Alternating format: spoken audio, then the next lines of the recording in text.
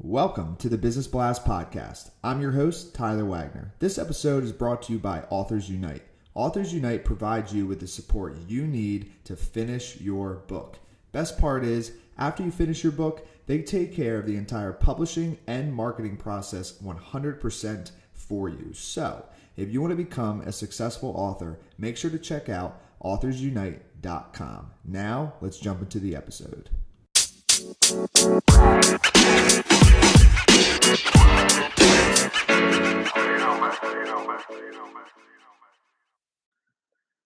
All right, everyone. Welcome back to another episode of the Business Blast Podcast. I'm your host, Tyler Wagner.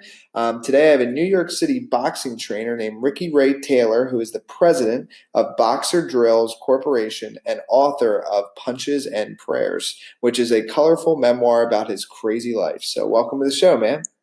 All right. Thanks for having me, Tyler. Of course. Grateful to have you on. So, Ricky, the first one I got for you is, what is the best story from your life that has an underlying valuable message? Tyler, it's funny how trivial acts by people will probably only meet once in our lives can be so significant. I mean, look, here's my neighbor friend and I. We're just a week late for baseball tryouts. They haven't even played a game yet at the local JCs back in '82. The old boy sitting behind the desk with his baseball cap pulled down over his face. He wouldn't budge, period. He just would not budge. So no matter how much the three of us pleaded with him, we weren't going to play baseball that summer. So 15 minutes later, Plan B emerged from my dad's head, and I'm in a boxing ring 5 miles away, fighting for my life in my first ever sparring session.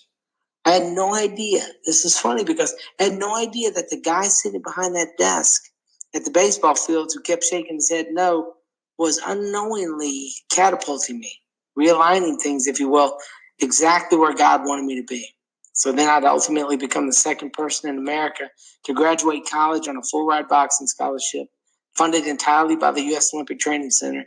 And my dad would end up inventing the boxing time clock that's used in boxing gyms on fight cards all over the world, all from the stranger's decision not to let me play baseball. But Tyler, sometimes tragedies are really just God's hands maneuvering pieces into place within our lives.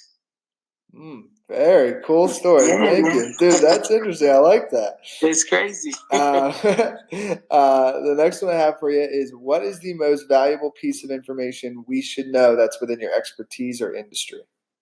Man, just keep having hope. I mean, it's so universal, but don't lose hope. Keep praying. I mean, it hits on every field, man. And what is your best piece of overall business advice, and not necessarily industry specific? Keep praying. It's just, but probably really, I'd say, look, in my very first college class, Jeff Davis Junior College in Gulfport, freshman year, the very first thing that came out of my economic professor's mouth. This is a class that I very soon dropped afterwards, by the way. But the first thing he said is him standing before the class. He said, "There ain't no free lunch." And he was right on time with those words. And when he first said it, it sounded like a bunch of hot air. But man, it's 30 years later, and he's right on time with that. There ain't no free lunch, man. And if you could give your younger self one piece of advice, what would that be? Believe in God. Stop fighting, repent, and be saved. It's really that easy.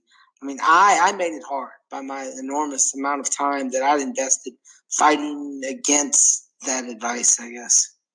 And then kind of going, well, not really down a different path, but in your opinion, what is the key to happiness?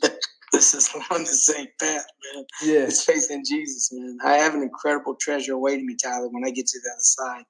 And it makes me happy each time I think about it. I see. Okay. And then I think I might know, but what is the best book that you've read, and what was the number one thing you learned from it? What's that? Probably a book called The Gloves by a guy. His last name was Anasi.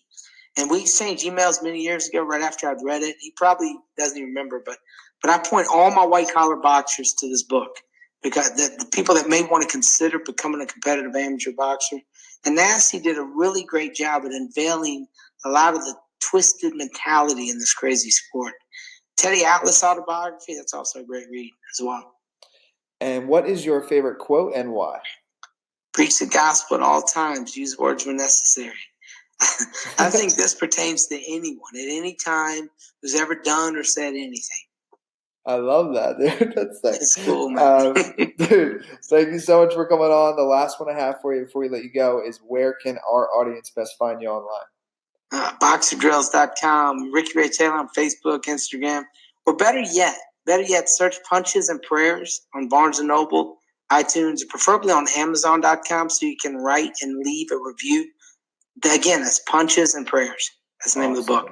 Thank you again. Thank you, sir. You're a legend.